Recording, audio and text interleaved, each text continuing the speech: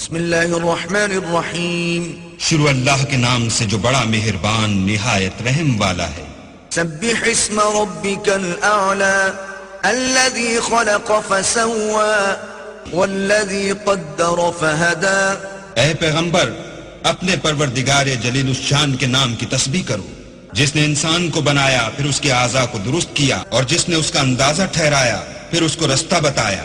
والذی اخرج المرعى فجعله غثاء احوى سنقرئك فلا تنسى الا ما شاء الله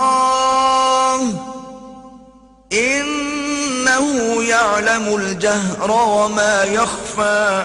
اور جس نے چارہ اگایا پھر اس کو سیاہ رنگ کا کوڑا کر دیا، ہم تمہیں پڑھا دیں گے کہ تم فراموش نہ کرو گے، مگر جو اللہ چاہے وہ کھلی بات کو بھی جانتا ہے اور چھپی کو بھی۔ وَنُيَسِّرُكَ لِلْيُسْرَى فَذَكِّرْ إِن نَّفَعَتِ الذِّكْرَى سَيَذَّكَّرُ مَن يَخْشَىٰ وَيَتَجَنَّبُهَا الْأَشْقَىٰ۔ ہم تم کو آسان طریقے کی توفیق دیں گے، سو جہاں تک نصیحت کے نافع ہونے کی امید ہو نصیحت کرتے رہو۔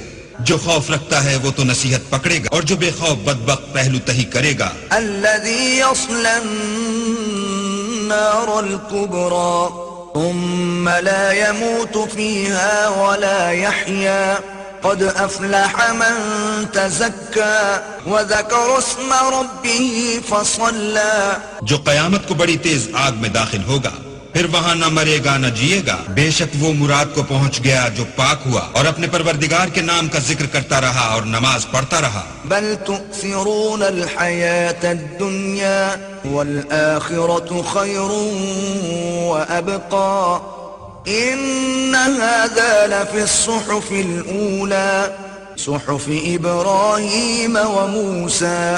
مگر تم لوگ تو دنیا کی زندگی کو اختیار کرتے ہو، حالانکہ آخرت بہت بہتر اور پائندہ تر ہے۔ یہی بات پہلے صحیفوں میں مرقوم ہے، یعنی ابراہیم اور موسیٰ کے صحیفوں میں۔ صدق اللہ العظیم۔